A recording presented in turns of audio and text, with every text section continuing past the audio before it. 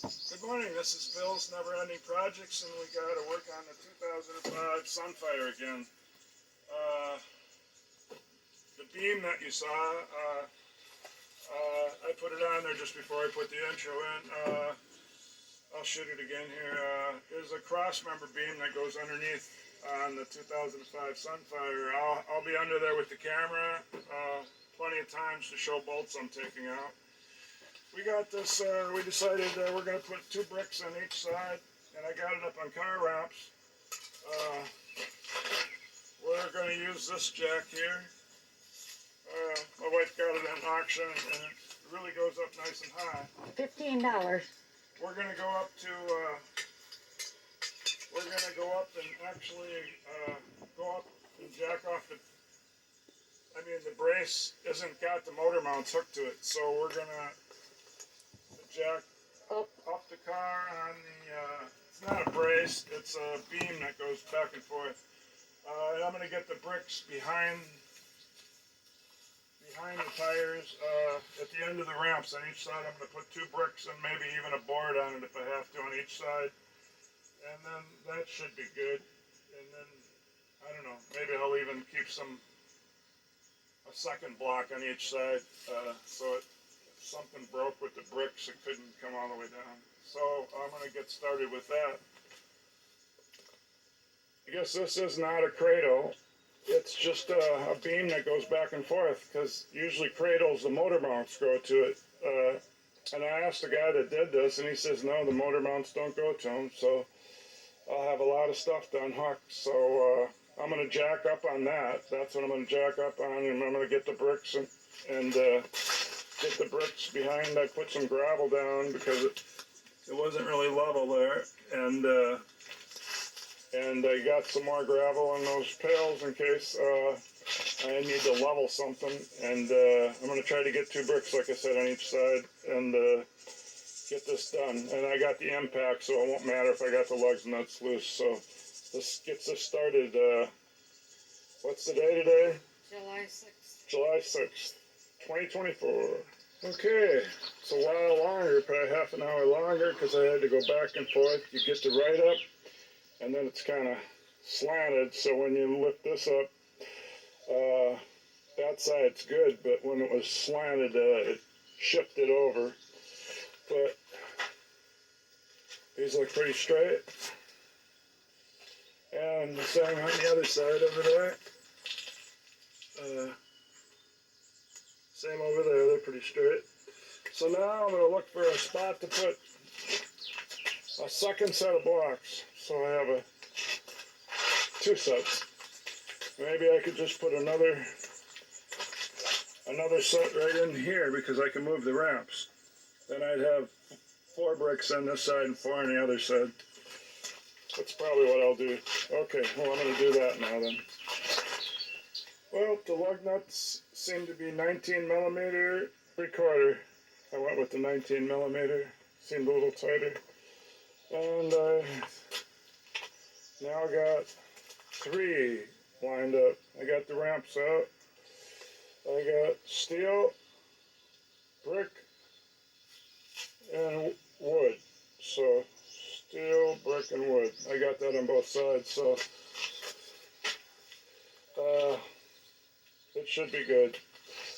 I finally feel like I could lay under there, and the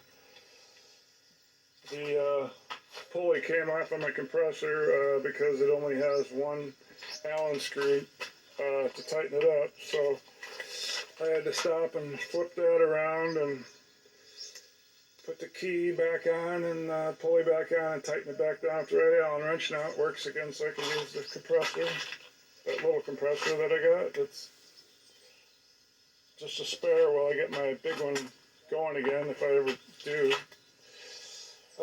So now we're going to stop for dinner, and then when I come out I can finally start on it. Okay, so when I go under there to videotape the rusty one, you're going to see these holes are pointed down, and these arms will point towards the front, so it will be pointed these holes down. Let me put my gloves on. Not that anything's that sharp or anything, but these holes will be down like that. And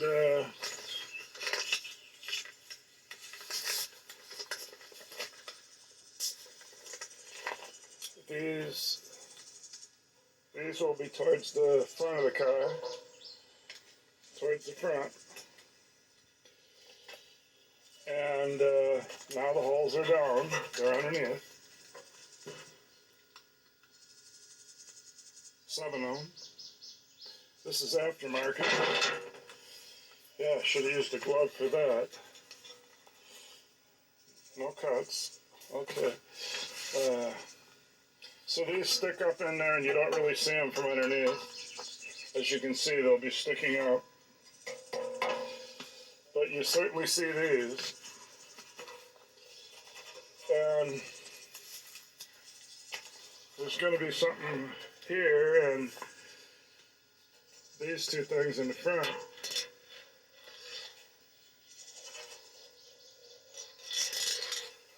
So let's go into the car and see if we can spot a few of these things.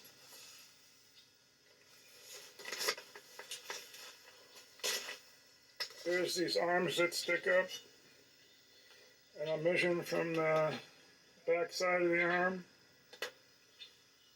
to where this ends right here. It says 8 inches. So I come over here in the wheel well.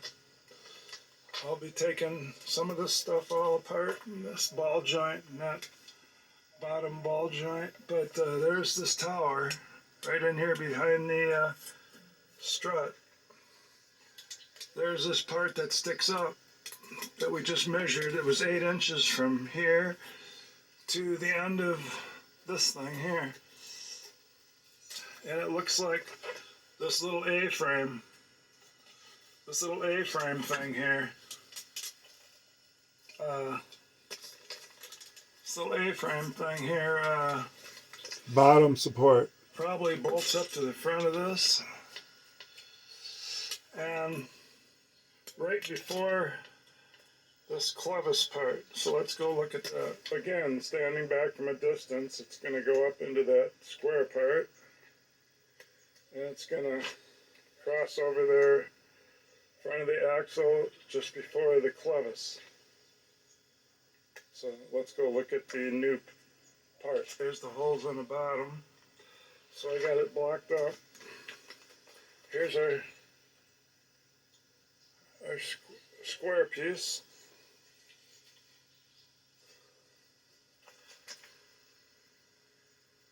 I don't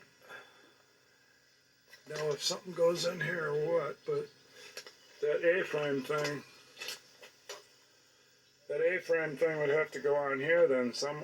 It says in front of this clevis, or mount shaped thing, here, so it'd be in here. So I guess the best bet is to get that one off and get it out where it will have that A-frame on it. I guess it'd be on it, or I take a bolt out and it stays under there, and see how that all hooks to it. And it looks like something bolts in between here, because there's this right here and there's that right there. See if I can spot what that is. Yeah, it could be this. It could be this sway bar. Nope. So It's- anyway, It's the rack. I'm gonna go underneath now. It's the There power. seems to be this long mount here. That's what goes in the clevis there. This long thing. I only see one of those on the driver's side. The other side's Here a on the passenger side, you got something different going into the clevis. dog bone. This radius rad with bushings on each end. Dog bone. But let's see if the Y thing over here looks different. It looks like it's not a perfect Y over here. It's shaped like a a crooked T, An R. where this would be crossed on top and that would be the T, but it's slightly on an angle. Let's go back and look at that other Y. I think these Lower control arm. these A's are different shape. So the A here, I'm pretty sure this A could probably get unhooked and just come out with my thing, and I could switch these on the table. I'm just trying to come up with a plan. So behind the transmission here, obviously this car never leaked any oil, or else it wouldn't be so rusty. Here's why we're replacing. It's not stable anymore. Got all that rust through here. So,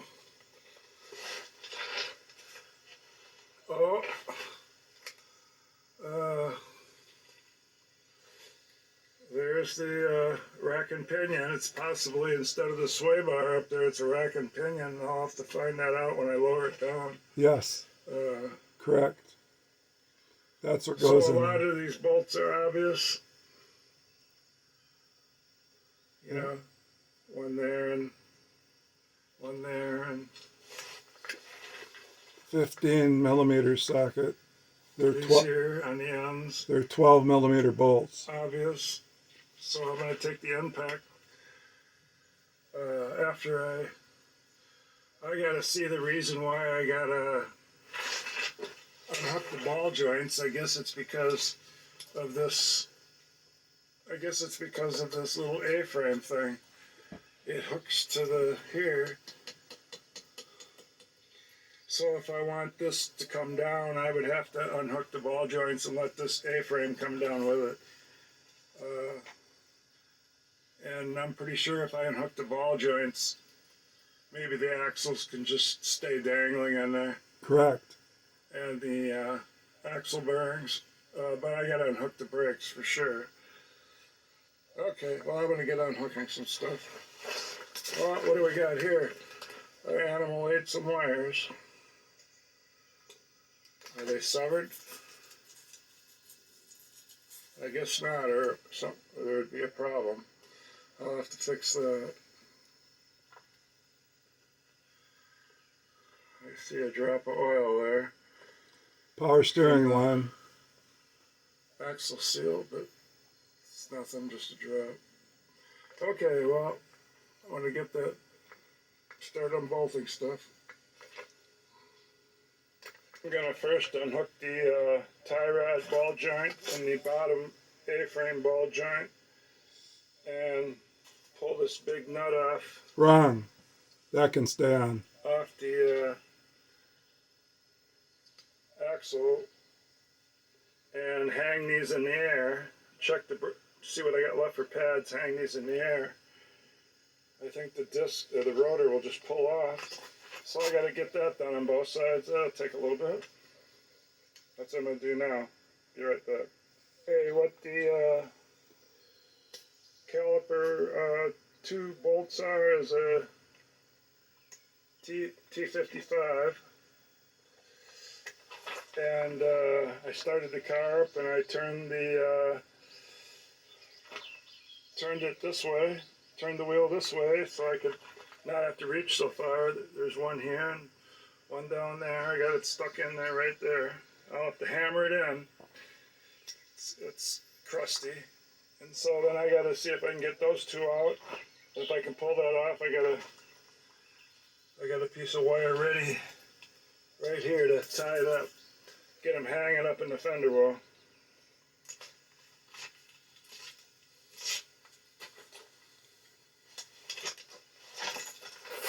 Yeah, it's coming loose.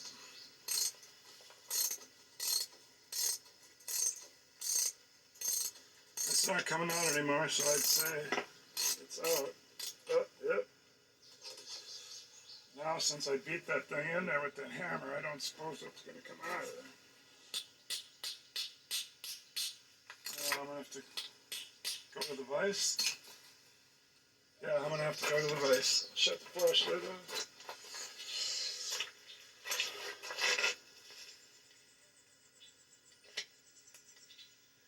Yeah, where I pounded that out, there's even shavings where it's like driving metal when I pounded that in there.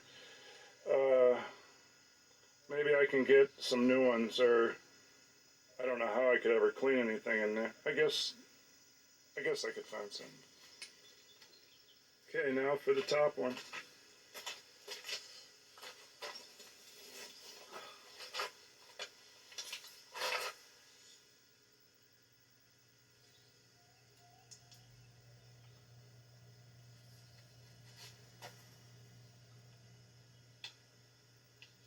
Boy, they're so crusty I can't even feel where it bites. I guess right there.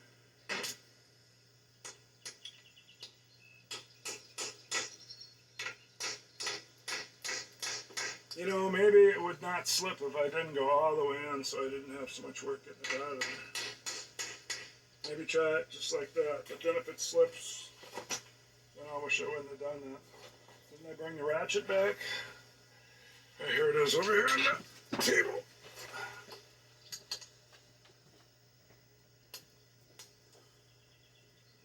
Yeah, okay, I'm glad I quit driving it in there because it's coming.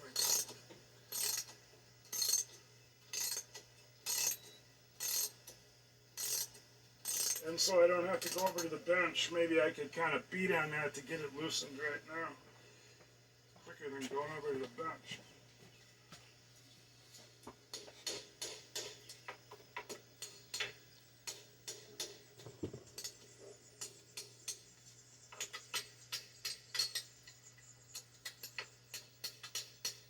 Well, looks like I'll be another trip to the bench to use the vise.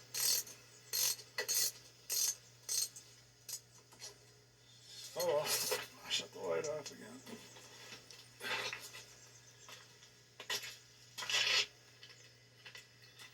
Well, let's see if I can get this hanging up in the fender now. With just taking a pry bar. I think they'd be loose now. It seems to be coming out.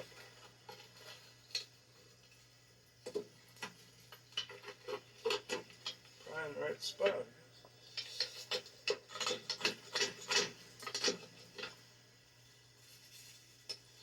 The pad's coming with it. They're staying there.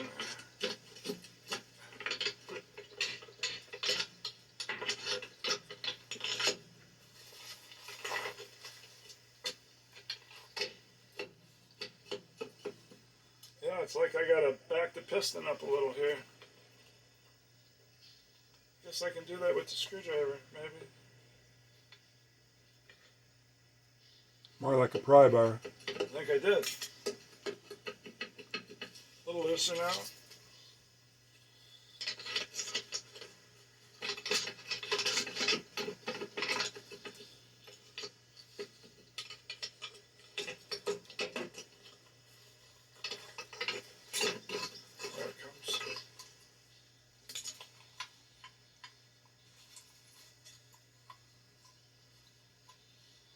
Something shiny.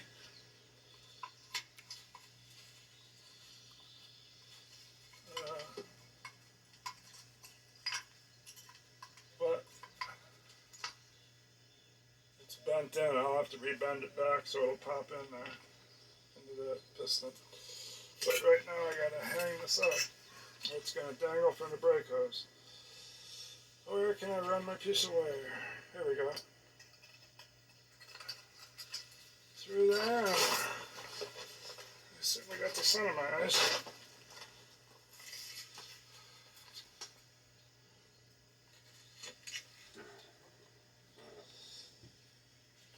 I suppose the coil spring. It's all the farther it goes, so that's where it's going.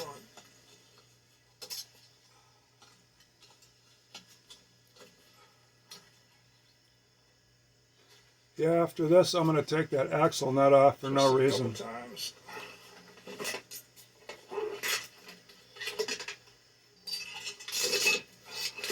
Yeah, I didn't bring my side cutters, so let me stay there. So I have to tuck all that extra wire in it.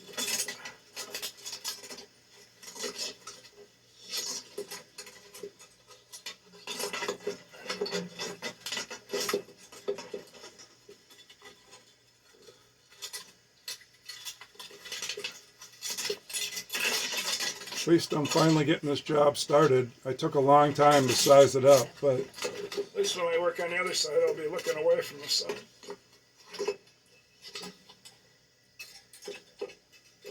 There, the hose not pinched and it's hanging there.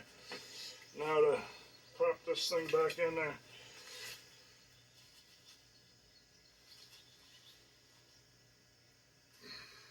There, bent it back somewhat. Let's see. See if it'll pop in and out.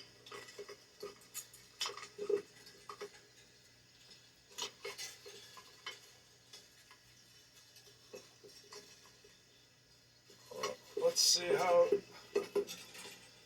Yeah, there's quite a bit left on it, I guess. Of course, I bent it too much, I suppose. today I found an No, 04. it's not catching. Today I'll do this off camera. Today I found an 04 Cavalier upside To down the other side. at the The junkyard. key in that ball joint nut there is so rusty. The one part of it, when I pulled it around, just broke right off.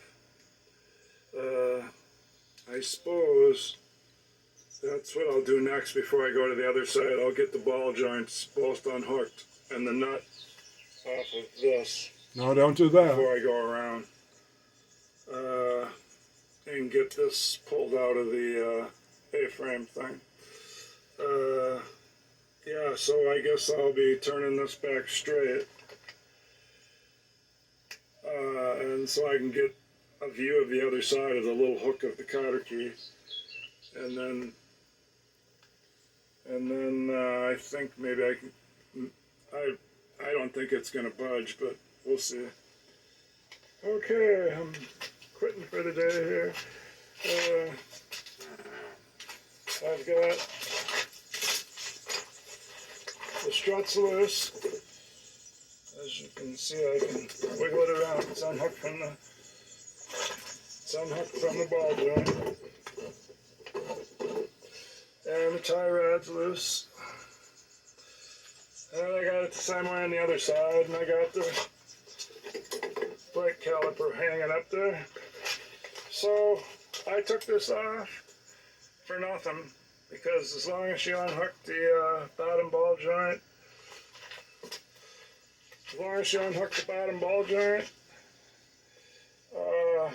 that's what unhooks that A-frame from the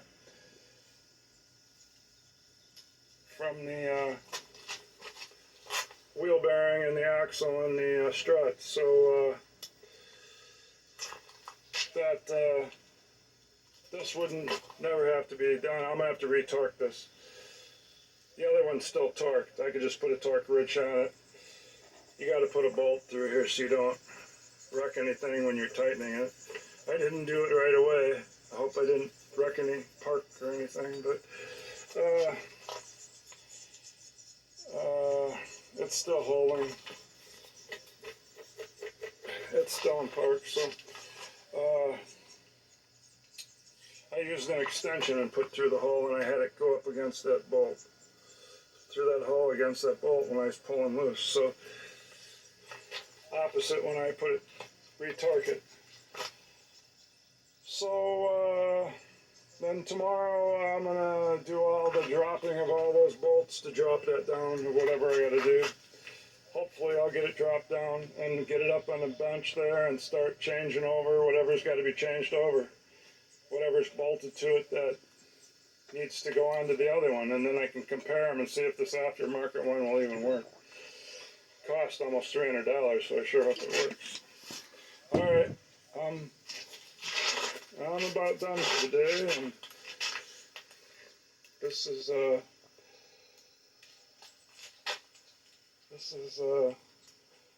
that's the July 4th weekend, so I don't even care how late it is. I'm quitting anyway.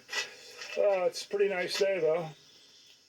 I can tell by how much I sweat. So, okay, I'm signing off. Be back whenever.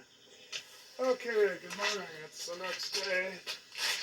My anniversary today, 45 years being married, July 7th. 45 years ago. Anyway, we don't have anything planned, so I mentioned a bunch of stuff.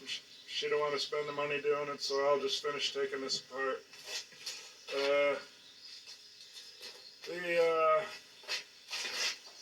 Okay, after working on it, now I know what's going on. The beam that goes across, I'm not calling it the right name, but this beam that goes across that I'm replacing, it's not the cradle that the engine mounts are on or nothing, but I don't understand it. There must be two cradles or something. Must be two cradles, or it's part of a front subframe or something where the engine hooks to it, and this is just a brace, I guess. But I thought this had let loose, and that's what she was talking about. I thought it was veering over without her turning the steering wheel, where you can't control it as good. And what it turned out to be, it's the rack and pinion that jumped. Her steering wheel was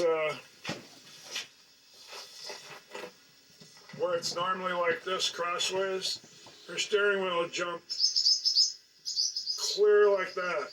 So that would have had to been the rack and pinion jumping, and then she was scared to drive it. So I think then I spotted the real rusty subframe,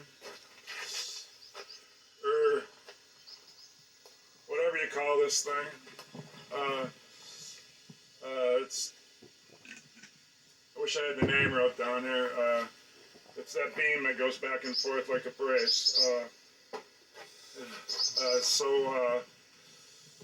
I seen how that was rusty, and I thought that had given away, but it hadn't given away yet. I did pound on the little A-frames, and I didn't think it had, but she was telling me she was scaring her, and she didn't want to drive it, so I thought it did give away, but it hadn't. So it's the rack and pinion, so we ordered one today. I went into town. We went in town. It's going to be $245 or $250, and I ordered it off the internet, and it was around 180 or something. So it would have come by noon tomorrow, and now I got to wait, 2 or 3 days. But save that little bit of money, I guess. I'll do that. And so now that I know I'm doing the rack and pinion, and I now know this spot here is for the rack and pinion. And when you try to take it off, that these welded nuts will spin, and depending how rusty the car is, and then you end up cutting off the head on the other end or something. But if this would have been a good rack and pinion, I could have taken these out and left it up there, and then maybe not had to take it out through the from the steering shaft. But since we're going to monkey with that, then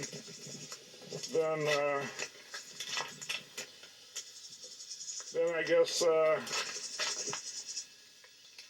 I got to. Then I'll have to check all the lines. It's way down in there. I don't see that much rust, so maybe I'll be okay there. So that's what I'm gonna do now. I'm gonna start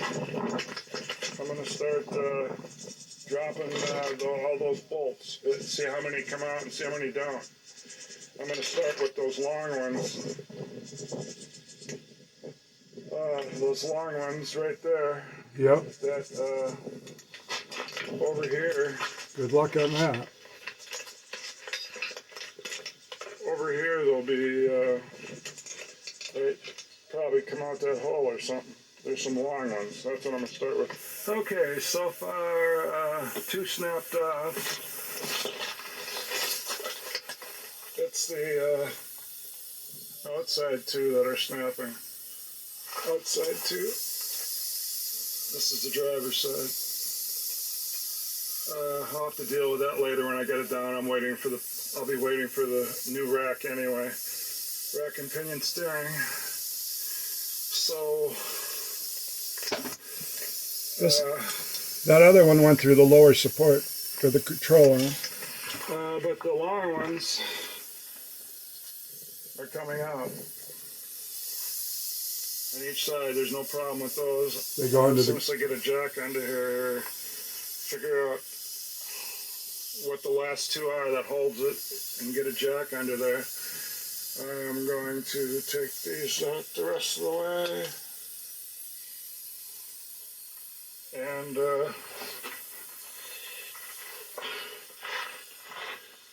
okay, there's a shot of that one way up there. Yeah, that would still be holding it because this hasn't totally let go yet.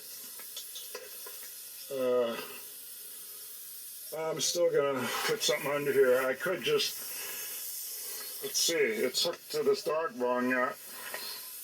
In the front.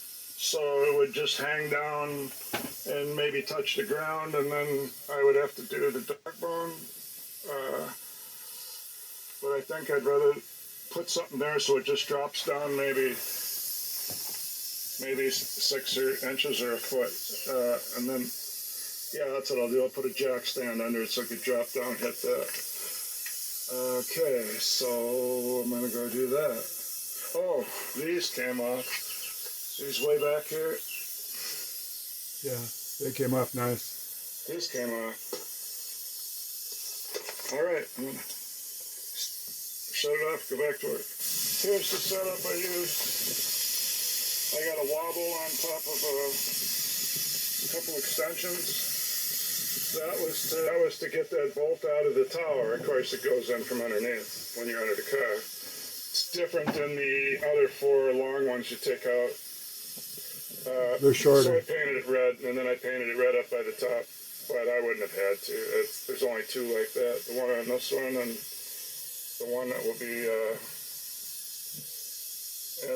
that's it.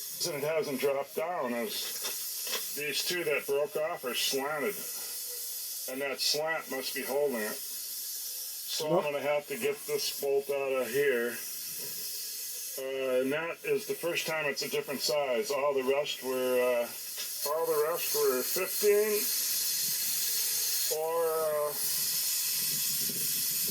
18. Now I finally got a different one. That's, and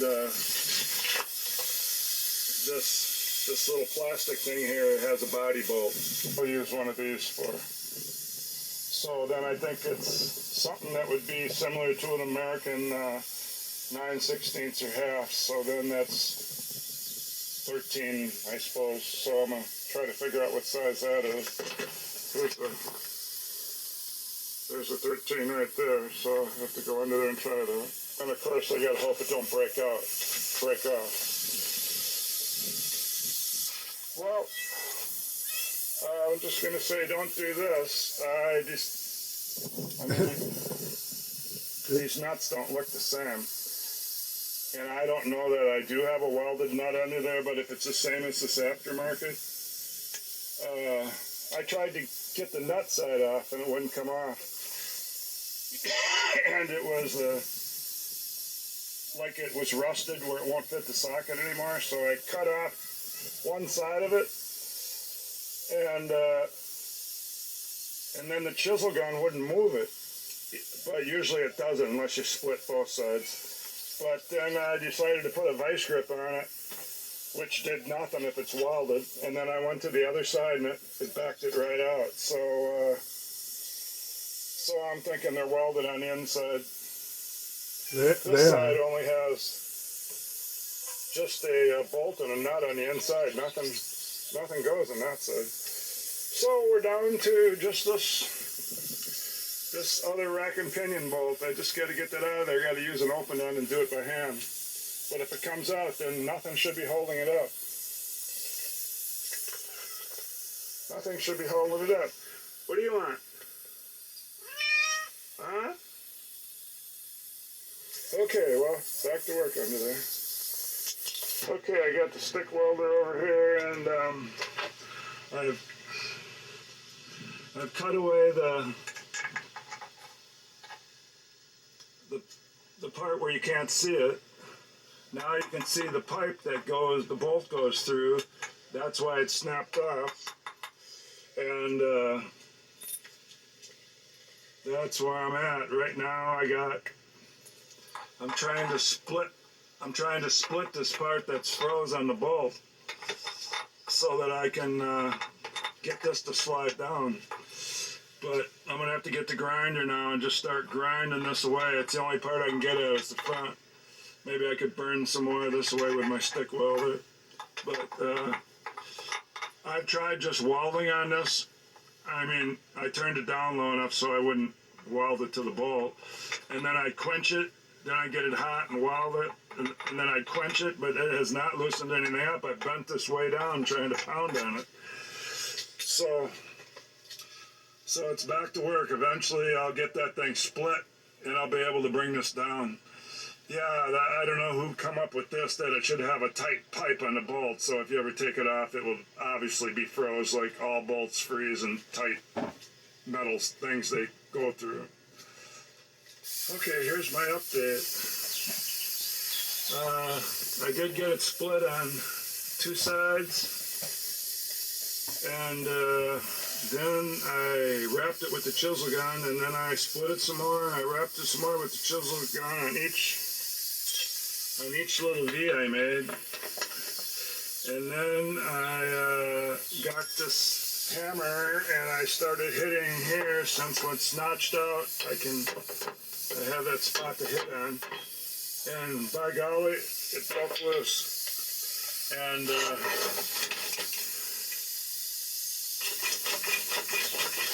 then since I didn't go mad and just cut that off up here, which I could have probably done maybe with a sawzall or something, now I got this bolt left to put the vice grip on, and I already tried it.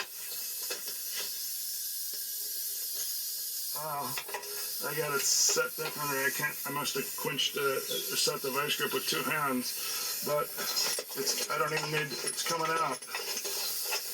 So I'll sit here and keep turning this out, then this will be out. I gotta do the same thing to the other side. So, get with that. And I thought this side was bad, where I had to open that all up and then grind 2 slits in it, and then keep heating it up on each side by welding on it and quenching it, welding and quenching. When I got to the other side, this side ain't nothing.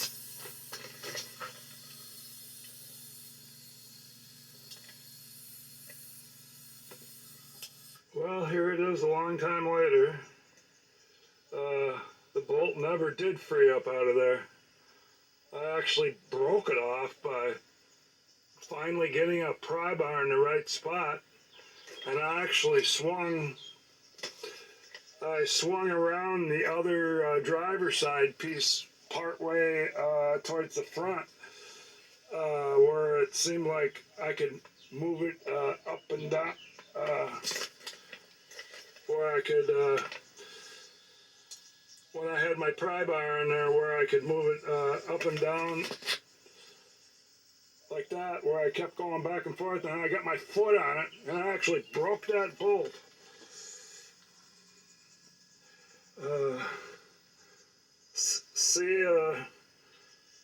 So I never did get it out of there, out of the goddamn thing.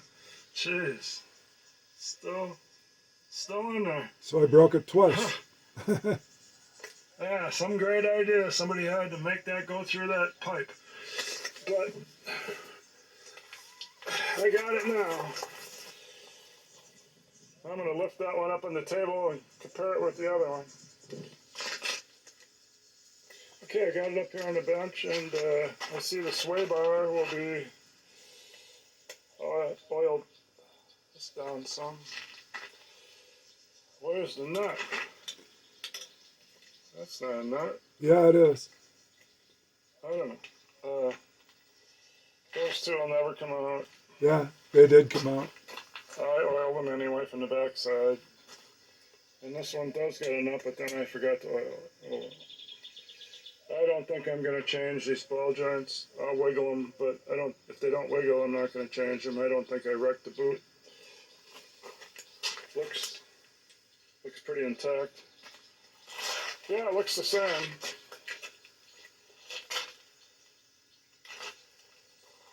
Same nut here on this side of the sway bar, even though the sway bar is not there. Same nut. Same curvy thing. Same holes under here.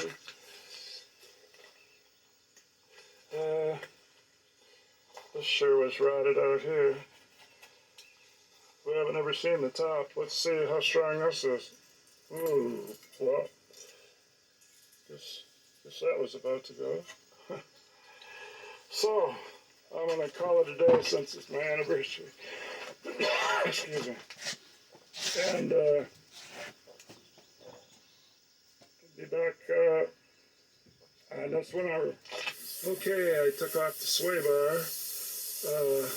It has this 32 millimeter, it takes a 32 millimeter socket on this big huge thing. But this one must have been replaced. I would say that's why it probably came out. The one on the other side, yeah, snapped off.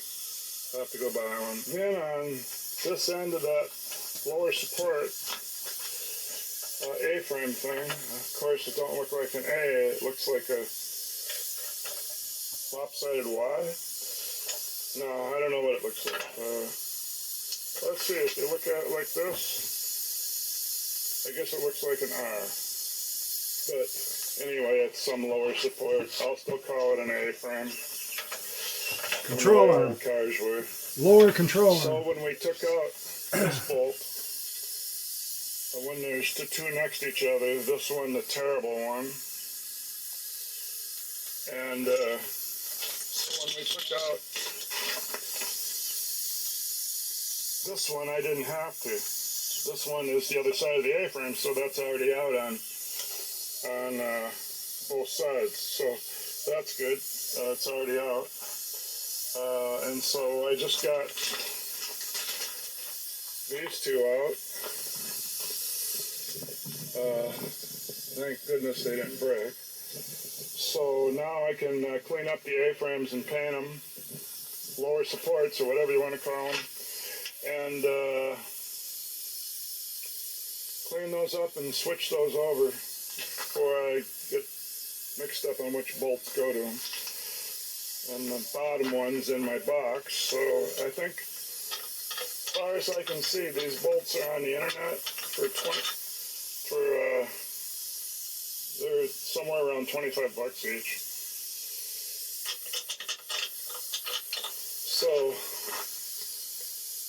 and that's even if I looked up the right one. This one looks even bigger. But I'll just go to the junkyard and pull a few with my hand tools, because I know I need a couple. Okay, so I'm going to clean these up and switch them over. One of the lower support frames off, sway bar off. Now I got to get the one on the left side, which I got removed already almost. To get this out of there, this pipe is in the way, so I just bent it up since I almost had this all cut away anyway. But if you pull out this side first, let's go over and do that. You don't have to do that. So just pull out this side first. Then it will just come out. I don't know why I didn't do that. But there's that one. And then I got to get the cotter key punched out. And I'm going to paint them, and I got to go get a new bushing bolts for the sway bars. Sway bar. Short length. That's pretty stripped. It was a rusty mess, so I'm glad she had trouble with the rack and pinion, changing positions on her. She don't think she hit anything, but this way I got to do this, get rid of this rusty thing, and of course with this out of there it'll be easier to do the power steering rack and pinion. Alright, I'm going to start cleaning those lower support frames up. Control, And, control make a arms. bunch of dust. Well, that one's in the iron pile now. Just got to clean up all this rust, pile of rust. I think it's the third time I cleaned the table off. Okay, I just came out from under the car, and that other one that was in the pipe, that snapped off right flush. So this is pretty much the length that it is, without the head. Was still stuck up in there, and the inch by about inch by 2 inches or inch by inch piece of metal that was supposed to be welded to the frame came loose and was just spinning. Usually they call that a spinning frame nut. So the thing is, one side was longer than the other side. The other side was only out about a half inch. This side was out about an inch and a half or so, and I could see it through one of the frame slots where the rust falls out. I don't know why they put them there. Maybe it is for the water to come out of it. But I was able to go up in there, since I could see some of that. It's not a frame nut, but it's a, I wish I knew the name for it. It's a piece of 1/8 inch metal that has the nut welded to it, and it sticks out, so it's supposed to be welded to the frame inside there, and it was just spinning. So since one side stuck out a couple inches and would go all the way up to that, the notch out, like a milling machine would make in a frame if you wanted to do a hole like an inch long A slot. or 2 inches long. So I was able to see part of that flat iron that had the nut welded to it, and I went up in there with a stick welder. I'll go down and show you what I did. The only problem, that one's not supposed to be welded. Okay, you can look right up in there and you can see that it's in there. And that's the part that was sticking out, and there's the slot. So it stuck out just enough in the slot so that I could just keep stick welding it off and on until it, and then the heat from stick welding it also made it so my vice grip would take it out, especially after I sprayed some penetrating oil on it. So, yeah, it's just the, this is waiting for me to take it out of here. It's just hanging here. It's hanging by the steering shaft, I would think. But I had to get these bolts out, so now that one didn't spin. And it's funny that this one spun because it held good enough for me to snap it off. But then while I was doing all that prying and trying to move it around and hammer, I must have broke the weld loose on the inside of the frame. So, yeah, so that's done. Now I just got to get 2 new bolts. I sanded and made a big dust cloud on both sides, and the brushes went out on my angle head. The brushes went out on that. I'll go through a set of brushes in a year's time when it heats up. That must be the heat that does. So with the angle wire brush thing done, I had to use the grinder on this one. And then since I couldn't get every bit of the rust, I used a drill with a small wire brush to get in between the rust, and I got them pretty good. This one was really good because I did it with the wire brush. So then it's taken a long time to dry. Still wet. I didn't use paint since I didn't get all the rust off. I used the stuff that says paint over rust and bare metal. Seals corrosion.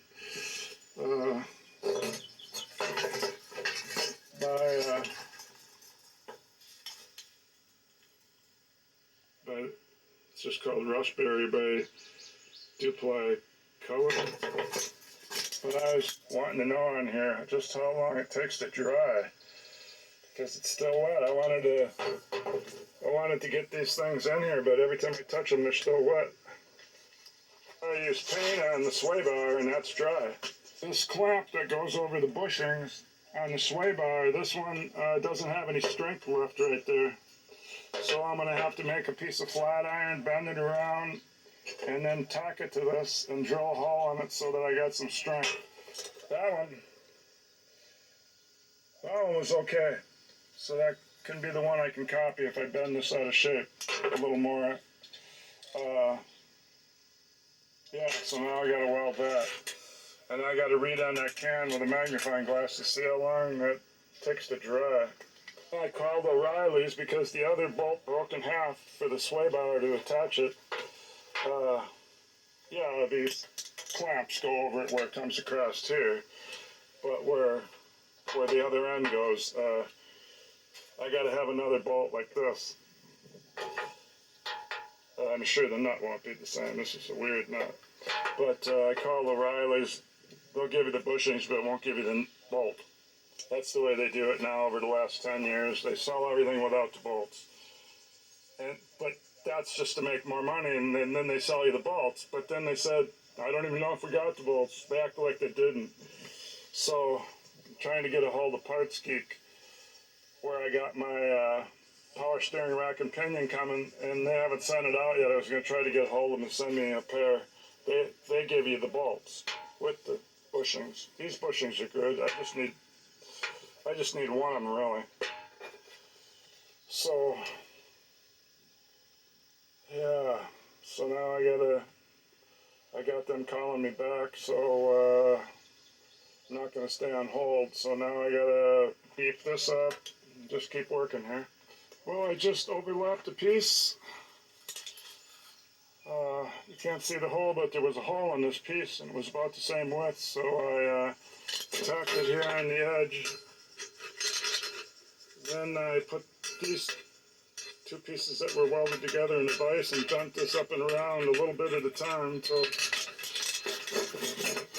so I got all the way around, and this is the strong side, so it'll still slide under there because I don't need a piece overlap there.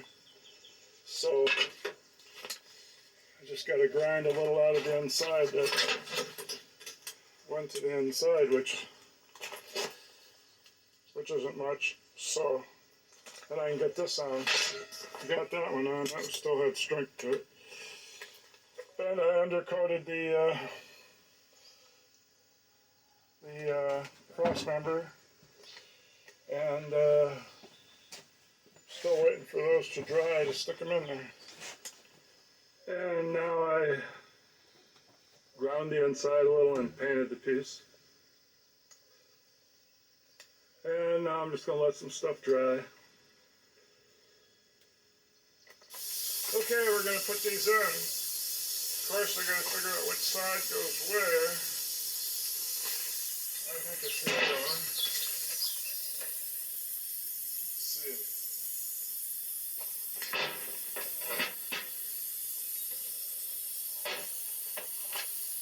Nope. Got it right. This will point down across. And this goes. All I had to do is find this part goes in here, and you stick this in first. Put that in there. The bolt. Maybe I should stick them both in, so when I lift it up. So when I lift it up,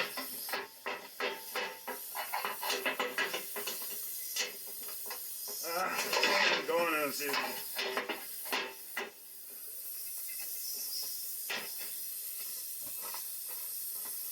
So when I lift it up, I can line up the holes for both of them.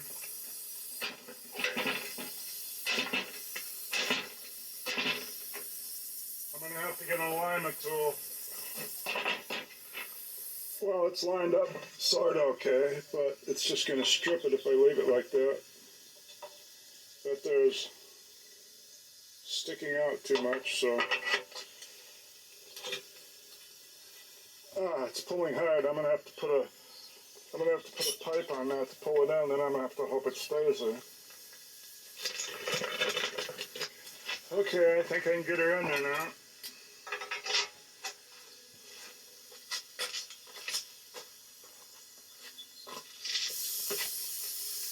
Yeah, this tapered alignment tool worked good.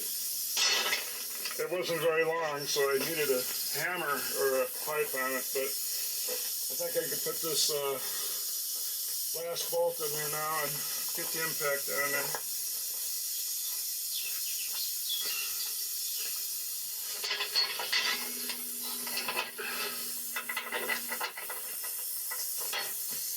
Oh, I just hope it starts straight. I'll just get the impact right now.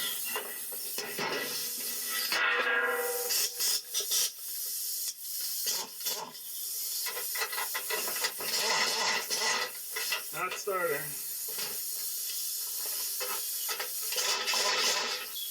Not starting. Oh, great. I guess just because you line up the front side don't mean the back side's lined up. So now what? I got to get an alignment tool that would be skinnier that would go through both holes? Nope. Something like that? Nope. Hit the bolt with a hammer. They're self-aligning. Okay, I kind of got it from pounding the bolt in. I put this one in that fit all the way in, and I hit it with a hammer one way or the other. And I also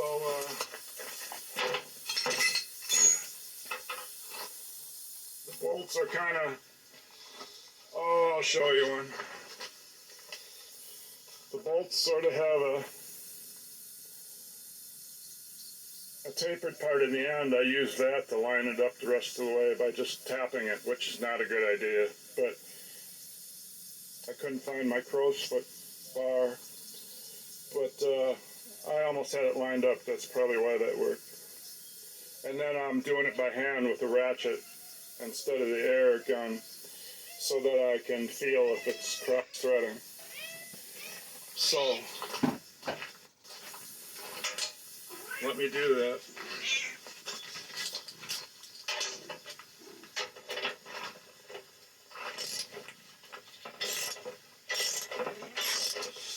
I wondered what's going to hold these because there's no lock washers, but the threads are old enough that there's pressure here when I turn. It's not the pressure that you feel like you're cross-threading it, but because I put this anyways and took it out to see, and there wasn't anything wrong with the thread. So.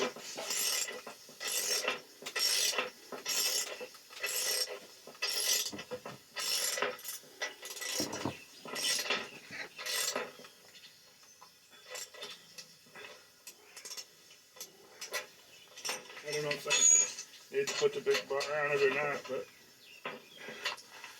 good. Now I'll just do the same. Now I'll just do the same to the other side. Yeah, I did the same thing. I put the bolt in there and kind of tapped it to line up that far inside. It's turning the same. It's not stripping it.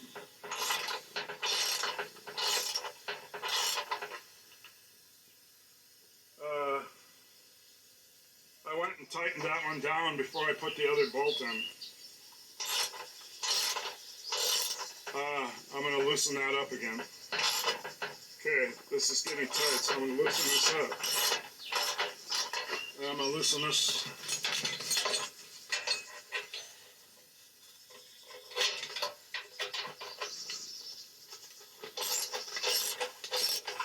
Now we have to get the other bolt in the bottom that I took out from underneath the car in the old one.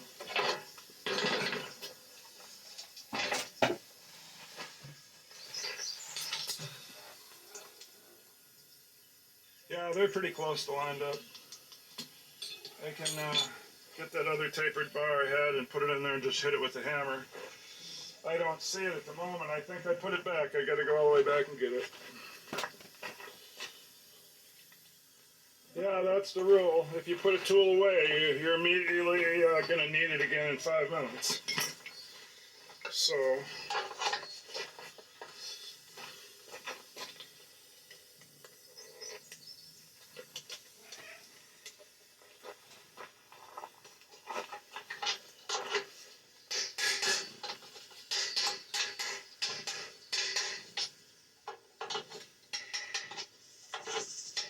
That should do it.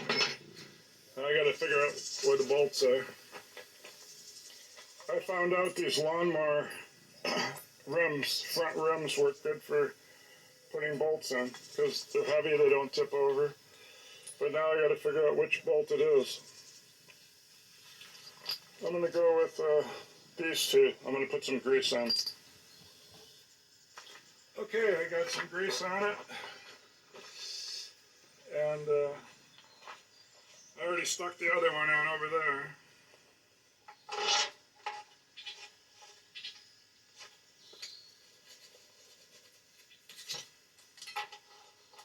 This is not the 15, it's the 18.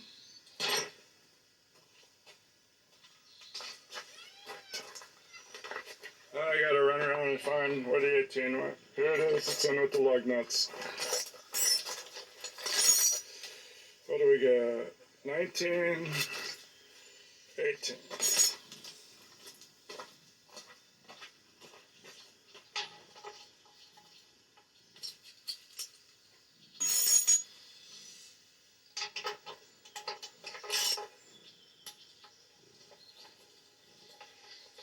Seems like all the sockets are 13, 15, 18, or 19.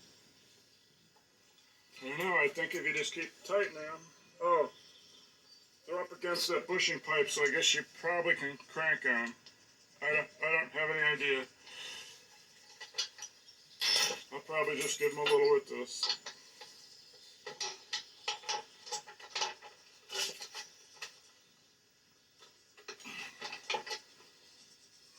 Now the other side.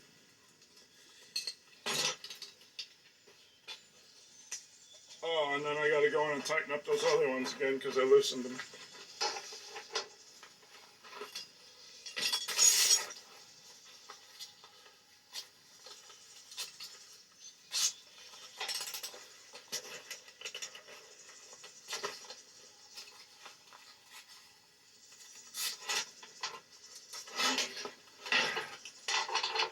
Well, that works good. I'm hanging on to the arm with one hand, right here, and then pulling on that one. I should do that over here. Oh, Not the same over doesn't there. work on the other side. Just this side. So now back to the 18 for the 15.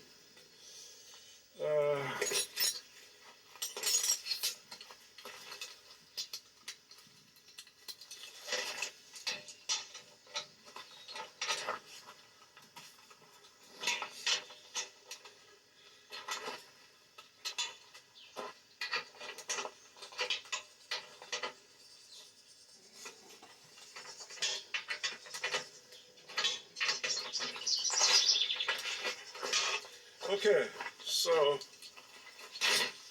now to put on the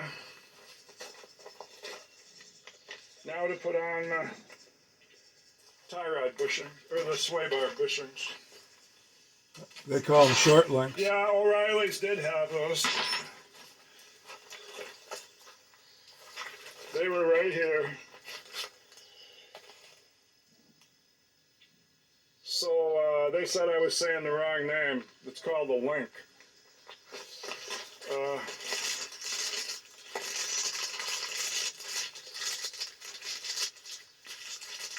A link. And then, yeah, here's the one that was still good. Let's see if they're the same. I'll accept that middle thing. Right there.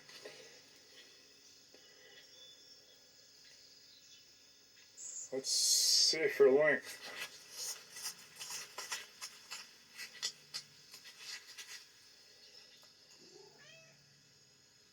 I believe it's probably longer even. Okay, these are lining up real well as I can slide this back and forth in here pretty.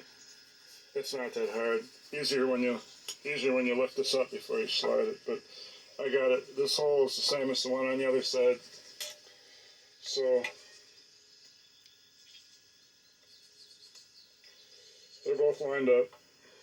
Now I'm gonna sit here off camera and put the bolt in from the bottom and put the bushings on. What I found out is I have no idea the order that these bushings go on. And being that they're even both a little different. The paper shows no diagram, so I'm gonna have to go do some research. I don't have a parts book on the 2005 Sunfire. Then I could just look at the parts book. Okay, I got the proper names for these lower supports. These are control arms, left and right. So they're control arms, is what they call them. I might have called them lower supports or A-frames or whatever.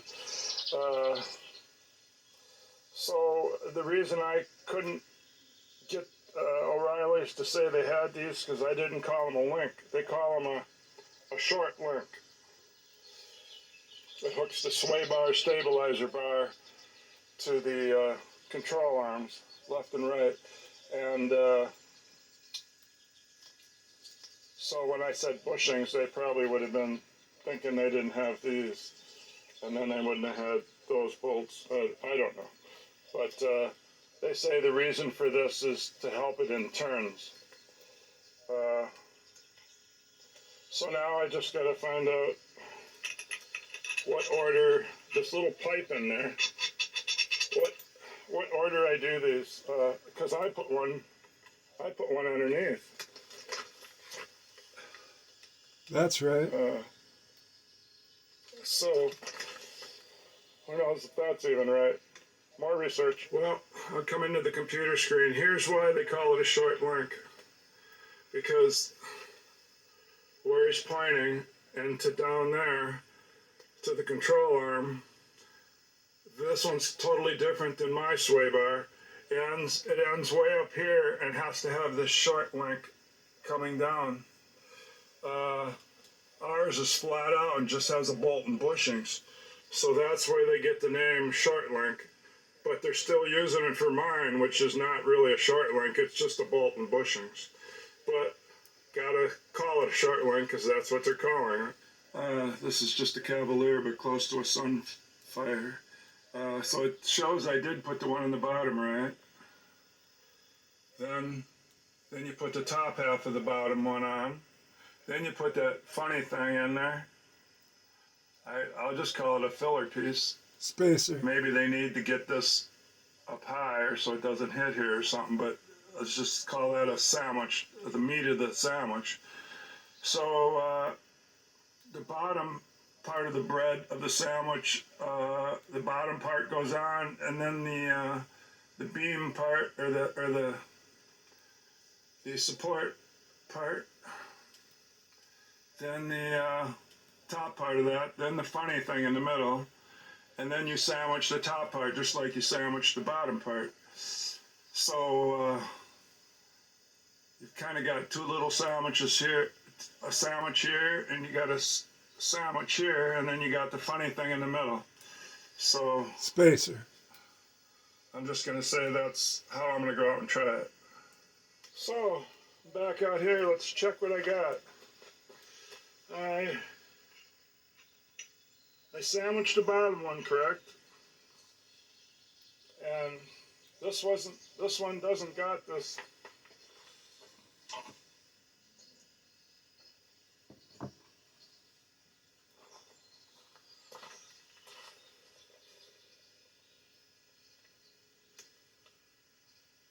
So this side doesn't got that spacer that looks like that. It's just a different type of spacer. That's it's just a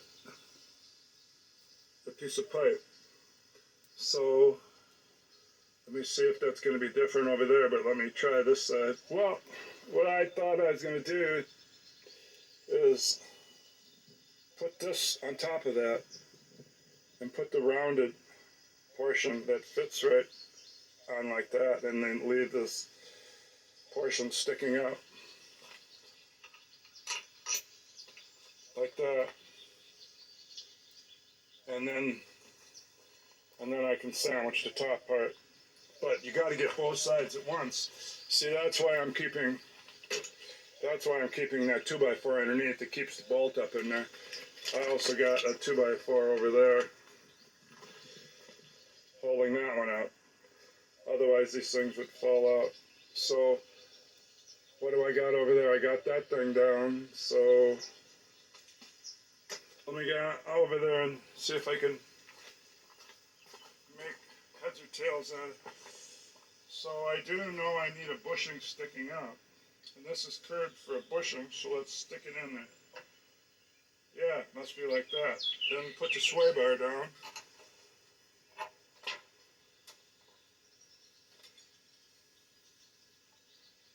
Then put the top bushing on.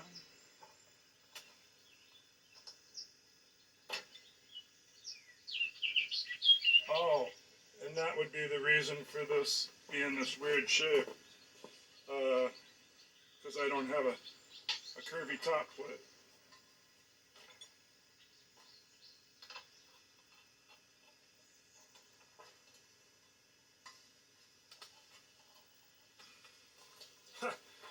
That's weird. That was the idea of that big nut then.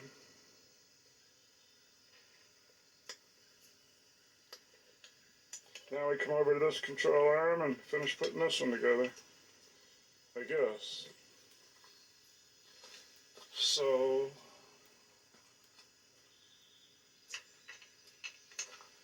and the nut.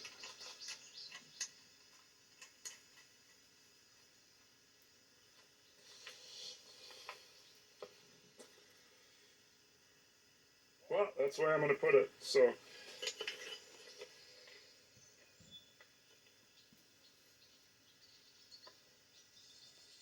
I guess they want it way up in there.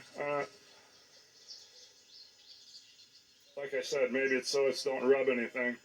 I don't know why they would want that long of a thing and want it way up in the air.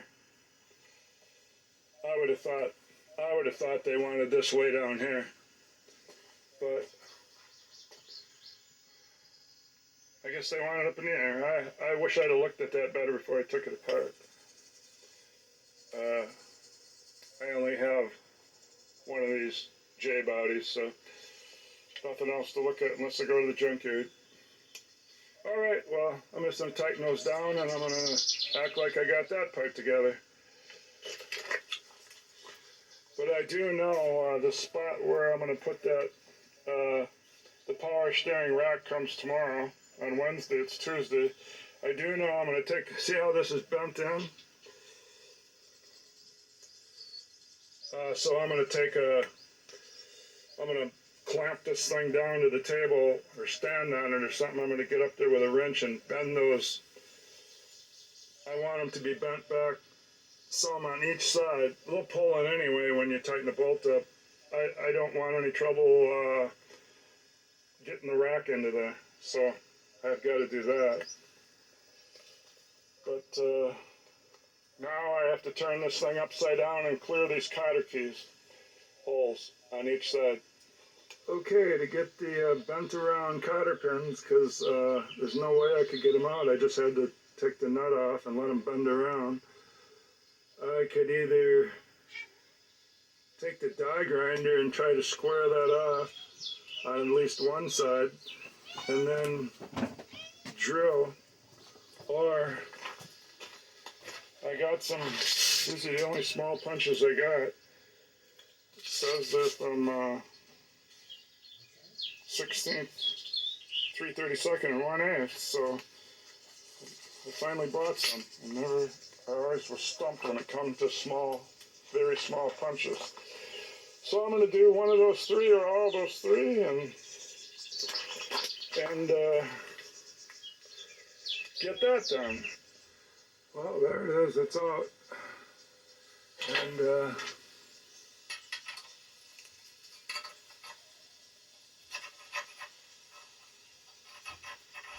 goes right through there.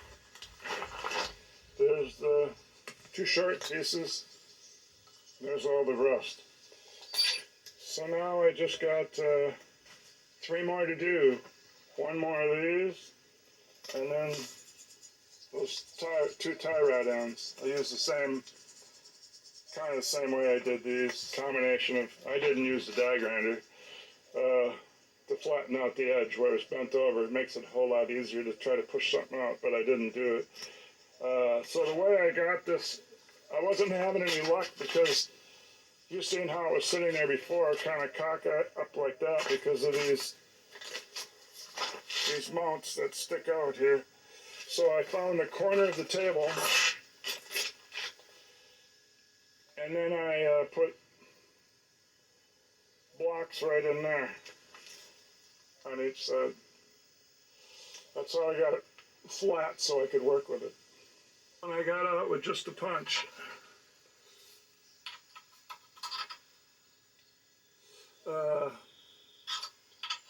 You can use a vice grip to turn these. You use a vice grip to turn these a little so they're pointed where you're working.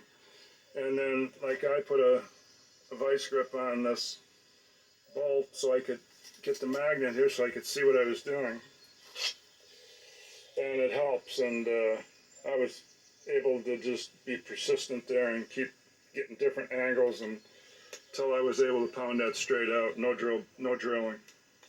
The tap and die that works for these bolts and nuts are the ones I painted orange. If I took this one off, it's painted orange because I must use that all the time.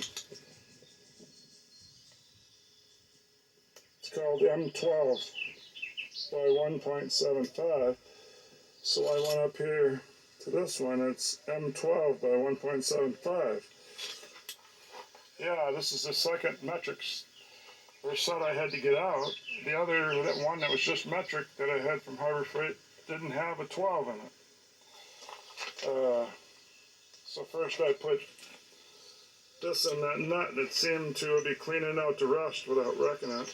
So then I got it painted orange, meaning that's the one that lines up with where I use it all the time, probably on ball joints. So I'm just cleaning these up. The nut went on fine, but I just don't want any trouble when I'm under there. I'm going to wait to do the tie rod ends because I'm pulling out the power steering rack and pinion, and I'm going to bring it up on the bench. Well, I got the rack, or the lower beam thing out of there. I can easily get the rack out because it's hanging down, but instead of doing the lines down there, I want to replace them. So I found out I have an Ecotech engine. I know what the VTEC engine is, the Hondas, where it works with the computer to use different cam lobes, but Ecotech, I guess, is supposed to have some good torque. I don't know if they're doing anything special with the cam lobes, but it's called Ecotech, and this is the power steering pump. It's on the end of the cam. And it's 2 bolts. I would think it's these 2. Now, originally I was going to take this bolt off and move this vacuum thing, and I cut a O'Reilly's quart of oil thing, cut the top off, so when I pulled off this return line, I take it this is the return line down to the rack. I could take this off, it's just the pliers, and maybe it would drain out. And then when I, underneath there, this one is the,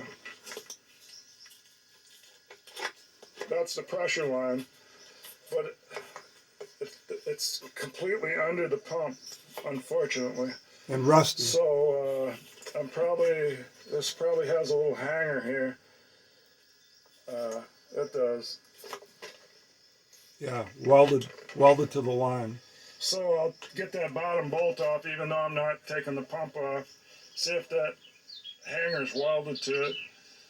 And it is.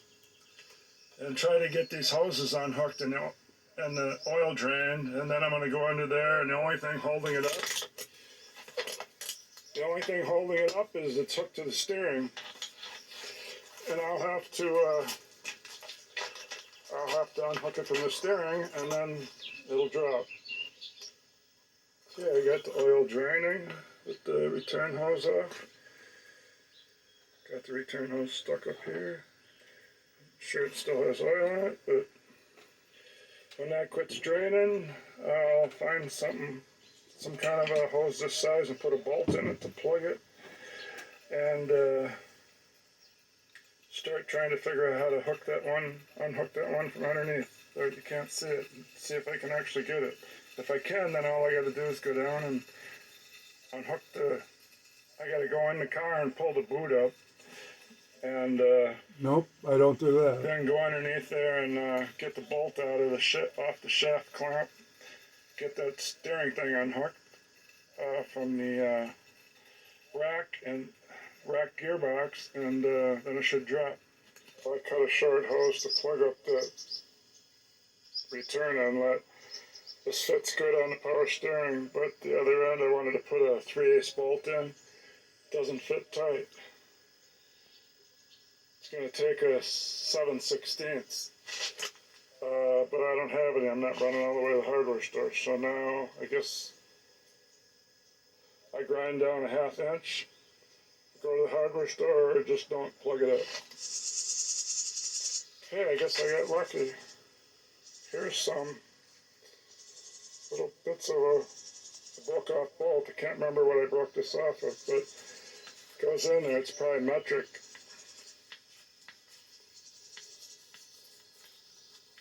Alright, goes in there nice and tight, so now I got my plug. Okay, I've stuck the return line in that quart that I cut the top out of. And I'm going to start the car up. I'm going to see if it'll pump any more out of there so I don't have to deal with it later. Maybe it will pump some more out of the return line into the quart container. And maybe it won't. I don't think it's going to hurt anything. The whole cradle has nothing to do with starting the motor. But I got a bolt out of the power steering pump though.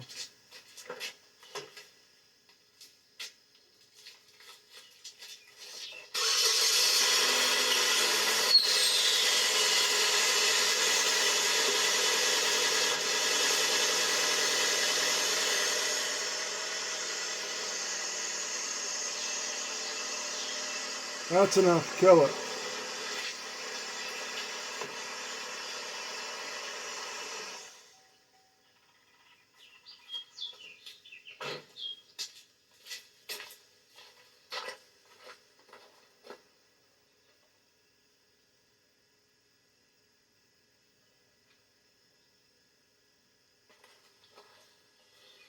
Yeah, I did get some more.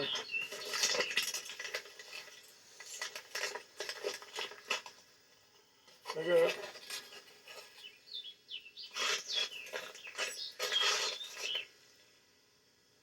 Yeah, mostly that's worth it.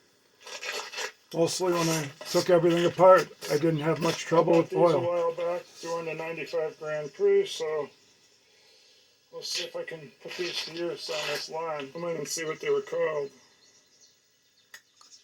Crowfoot flare nut wrench set. I'm taking off the power steering pump now. It was that bottom bolt down there that I took off to get that line loose. The top one to loose the emissions thing. And then there's a nut behind the emissions thing.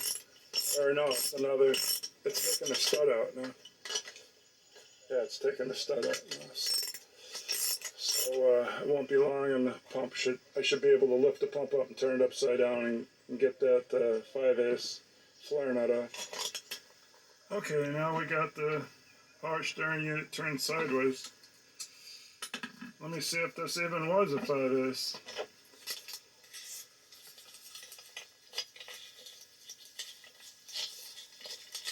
Oh yeah, it's on there. That's a 5/8.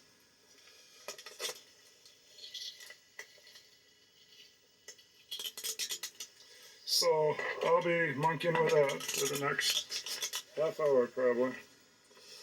Sure it's gonna strip or whatever. Let you witness it. This is just a minute or so later. I had to put an extension on it. Oh.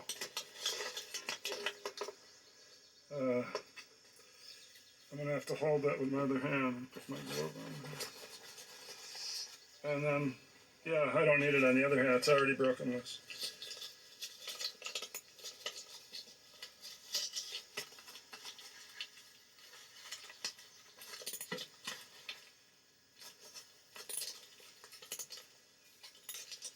I guess when that wrench thing comes around, you got to reset it. But you can see it's coming, so. All right, I should have this off and I should be down there doing the clamp and pull the whole thing out on the table to put the new lines on when the one comes tomorrow on Wednesday. See you tomorrow. Well, I now got a jack stand holding it up because it seemed to be going into my gas lines, so I pushed the boot back with the back of this breaker bar, and it went right up, and that brake line's actually holding it out of my way. And there's the bolt.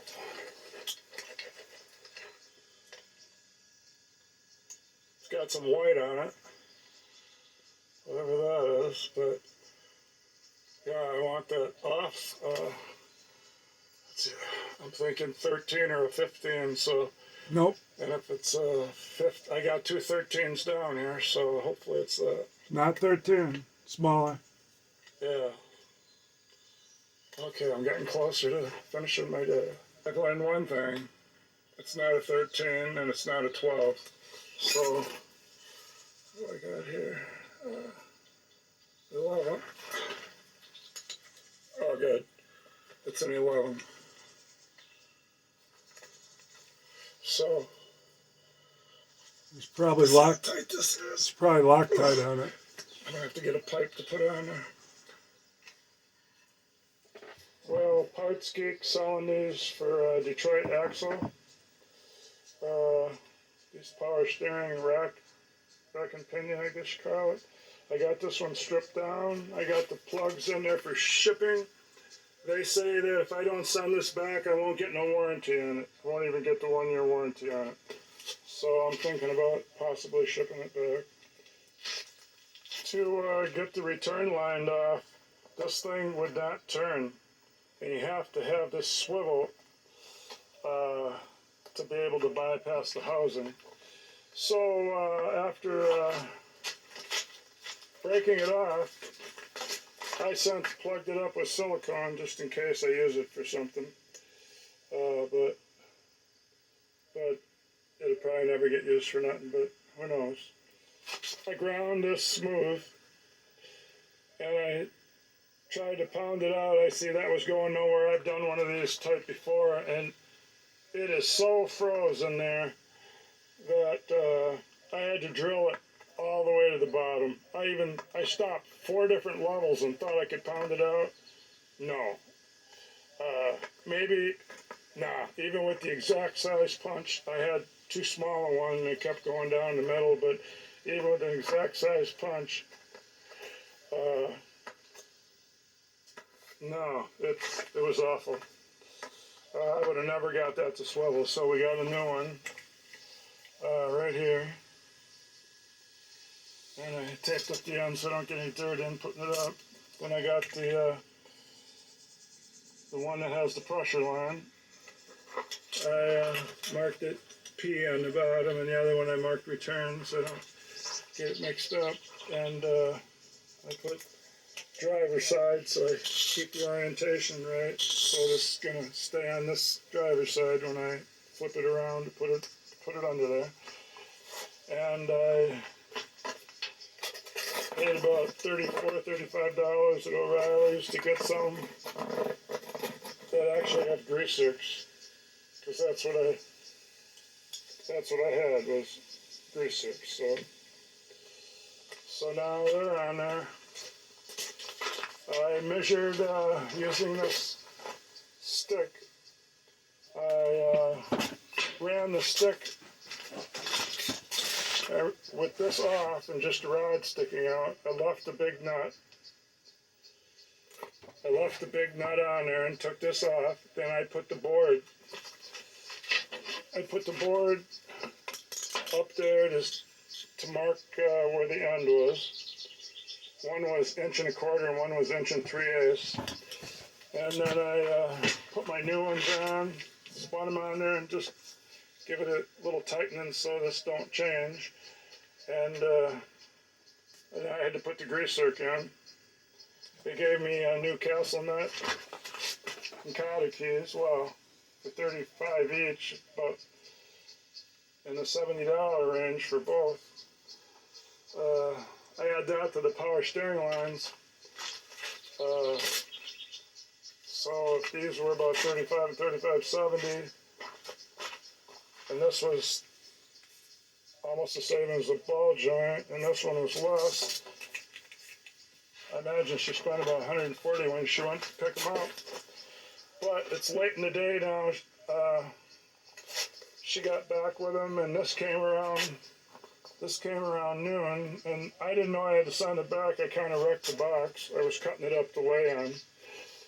So I don't know if I'll send it back or not, but I probably will. And somebody might get a remanufactured one. Might go again. So, but the one problem was they had it stop right here, the $35 hose, pressure hose, and they didn't give me this. And this was solid rust. And the good thing was one end would turn. I since greased these up nice. That's all axle grease behind both of them. See how nice they slide back now? And they turn nice. Well, that wasn't how I found it. One did. The one that went against the power steering pump did turn, so I was halfway there. Then I got emery cloth, went back and forth, and I kind of finished up using the angle head. And as far as I'm concerned, unless where this is welded to it, unless I broke something loose there, this should go again now. I'm just waiting for it to dry. And then they gave me new O-rings for it. So it shows only one there, but I got one in the other bag still from the other hose. So that'll be good. And they give me a smaller one. I really don't know what that one's for. But that's my update for today. It's getting so late, I think I'll just put this all back in the garage and wait till tomorrow, but I got a dentist appointment tomorrow.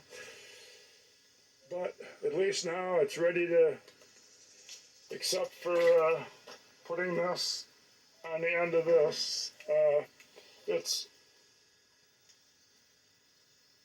ready to go back up in there. So the good thing about doing it this way, I can feed these hoses back up in there and I'll never have to work in that confined spot. The only thing I'll have to do is put the 18 on there. Put the 18 on there, and when I find out the exact direction these have to stick to thread up through there, maybe they'd be perfect right here and I could just tighten them down. So give them like, it ain't gonna be much to see them. They got an O-ring. So looks like this had the bushing in there already. I didn't have to pull it out of the other one. I did have to put this thing on there from the other one where the boot goes on. It's on there good. Alright, that's my update for today. I'll probably close this hood and just put stuff away and start on it again tomorrow. If only I didn't have that darn dentist appointment, but I should be only up there now. Alright, finally, can't wait to start the put it back together job. Well, I've tried my new one here I've got all set up. I'm only getting in here for a dry fit, and I've tried the old one. for a dry fit. I found out what it is. As you can see, this bolt is nice and straight going across there. And every time I dry fit the rack in there, this one goes right in, no problem. It goes straight across. So when I first started doing this, I couldn't get either side in. But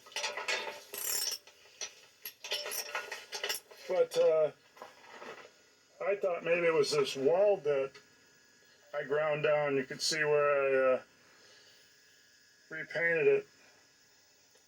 And then I first thought it was that, but now I know what it is. This bolt doesn't go in straight. It goes downhill. So I'm going to have to... This side's okay, obviously. It's not a welded nut. It's slotted, sort of. So it's this side that's wrong. And what I'm going to have to do is cut it here, lift this up, mount the thing in there, start it. Boy, I'm sure glad I found out about this, or I'd be under there, never been able to get it. I would have had to take all this out and do this out here on the bench, or I don't know how I could have cut these down there. It's not that easy. This is the top side anyway. So I got to cut these loose, put that in there, put the bolt through, lift this up to where it's supposed to be, tack it back, decide it's okay, then weld it up. Then I'll be okay. Then my dry fit's over, and when I put it together down there, I shouldn't have any problem. Well, it took me a while to figure that out. I didn't know what was hitting it. I didn't want to grind off the bottom of this, because then, I don't know, then it wouldn't be square in there or something. And then this one I'm dry fitting, I don't want to grind this off. I'm supposed to send this back to get my warranty so they can rebuild it. So it's that's low, and I'm going to raise it. That's what I think. I mean. Well, there's the weld. That's where I changed it.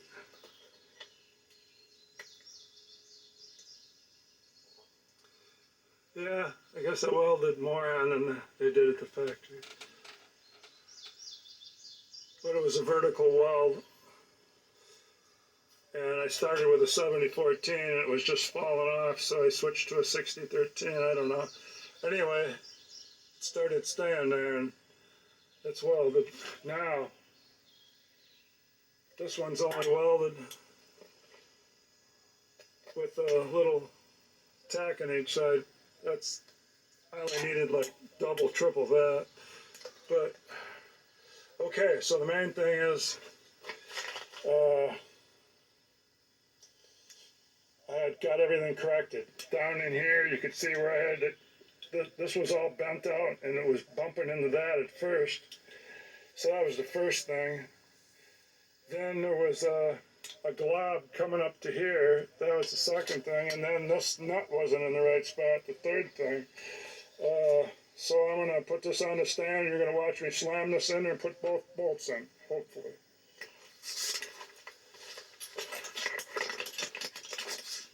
Hopefully.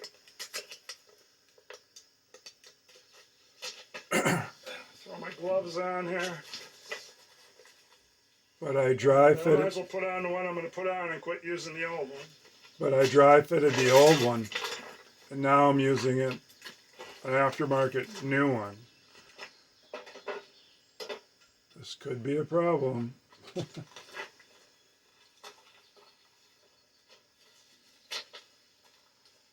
So the first thing I do, usually every time I put it in, because I've had this in and out now 10, 15 times, I get a tapered rod, put it up in there, swing it around, up and down and back and forth, and then every time, this one is always one end.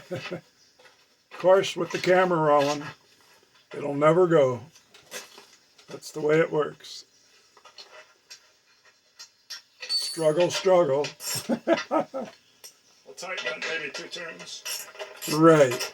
Is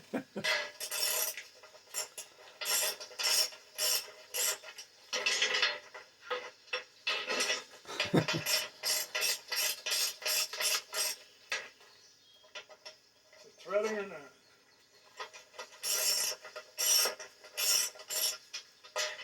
No. What the heck? This one always went on.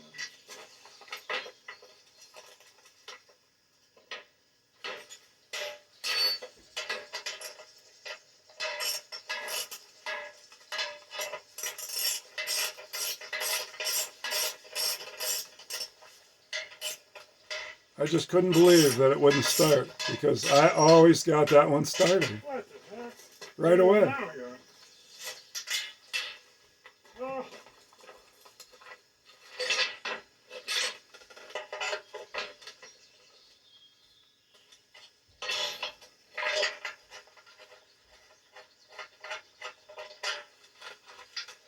Something's different.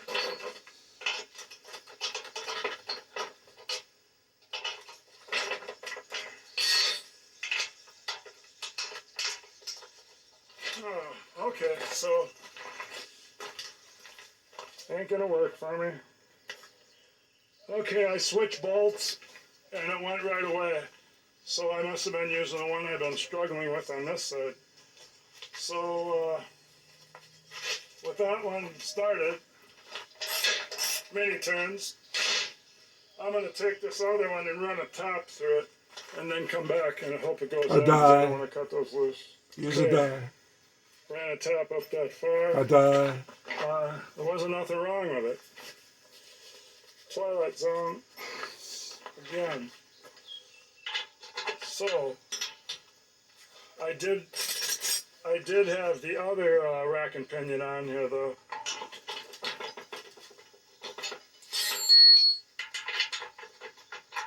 Yeah, there seems to be a difference from one rack and pinion to the other because this bolt would just go straight through.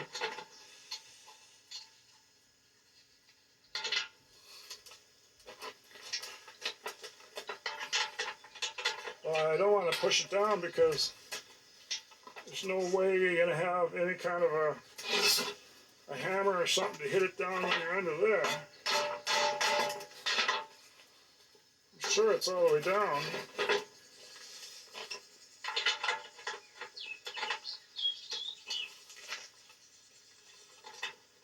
Gee whiz, nothing but trouble.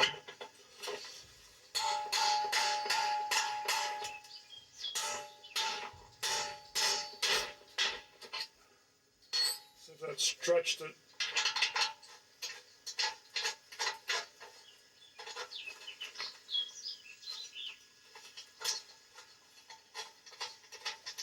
Well, I don't know.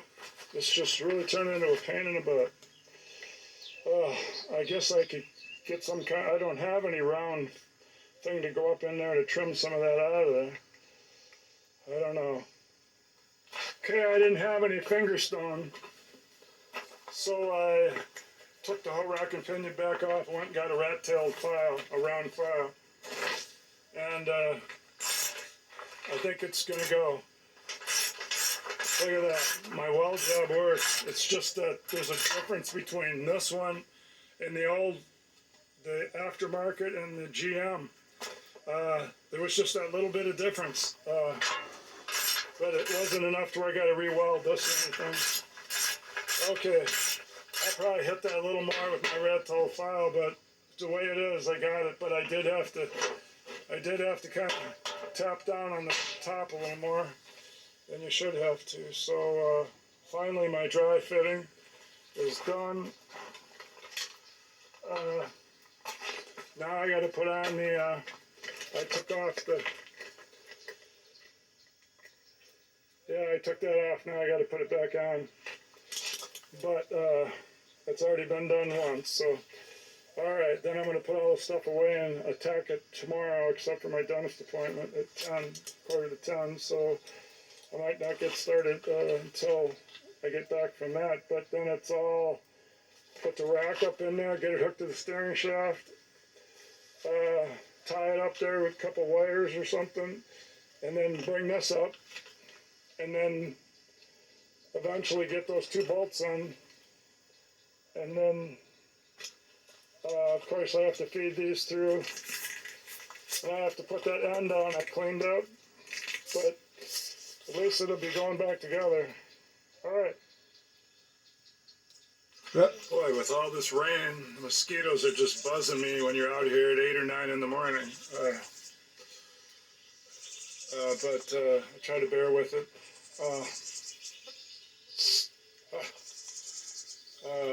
I think you could probably see them on camera even. But what I found out yesterday from when I had to move that nut down on the part that holds the power steering rack, move it up. I'm not realizing this, but now I am. I haven't realized it. So when you have two spots and they both have welded nuts, one's rigidly tacked, there's no movement, and the other one has a frame built around it. That's the frame that I had to move yesterday. That lets this one wiggle back and forth a little for alignment. But it's still, you don't need a wrench because this frame keeps it from turning. So then I was thinking, since I learned that from adjusting that one out, here's another one. These are the bolts that broke. I welded this one back on just to get an idea how long it was. And I put a die on here. It's 12 millimeter, I guess. This one's not lined up right, but I'll just have to get a finger stone and buzz that out of there, I think. I might have to buzz some out of this side too, so that way I don't know which. Let's see. If that's the pipe, yeah, I won't be buzzing that out. I'll be buzzing the sheet metal out. It'd be terribly a lot of work, and then I'd be wrecking that pipe if I was trying to grind it that way. So then I have to go to the junkyard and find two of these bolts, 4 inches long, these frame bolts. I'll try at O'Reilly's, but I don't think I'll have any luck. So I wrecked two of them. And then I got to hope when I put it in, because the welded one is on the passenger side, and the one that had movement was on the driver's side, and that one was spinning, so I welded it. So now I don't have anything movable on either side. So I welded my movable one solid to get it to quit spinning, because it had broken, these tabs had broken loose up in the frame. So now when I put it in, I gotta hope that it's reasonably close to where I can get it going, even if I cross thread it, just so it screws in. I gotta hope that works. Otherwise I'll be burning that out again, and I'll have to cut a hole in the frame to get access. And then I get sick of calling these parts the wrong name.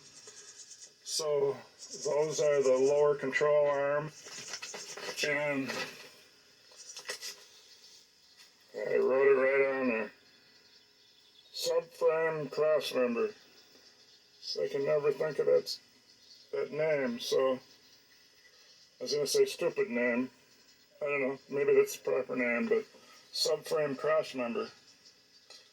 Because I guess it's not the cradle. Okay, this one is real similar to these other two that go down here through that pipe. The one I gotta grind. This is the one that I initially tried to get the nut off, and I thought it was too tight. Then I started grinding. And trying to split this nut because I thought it was rusted, but it was a welded nut. So I had to go use a die and try to clean this one up. It's screwed in there, so it's still usable. And in fact, it acts like a lock nut a little bit now. Yeah, I screwed it up a little bit, but it's basically good most of the way around, except for when I was trying to split that nut that's welded, that I didn't know it was welded. So when I get under there, I'm going to have these on the radiator side. Over here it's different. It doesn't get one of these. See, there's no welded nut. It just gets a bolt and nut, a normal bolt and nut. So you got the normal bolt and nut. All I have to do, you got this one that goes straight through. It's about 3.5 inch, 12 millimeter. Like I said, it's very close to these two. This one's already in, holding the lower control arm on one side, and our control arm on the other side, in case you forgot, was another one of these type of bolts. Only when there's the tower things, we'll get these two, one on each side. So that about sums up what. This concludes part 1.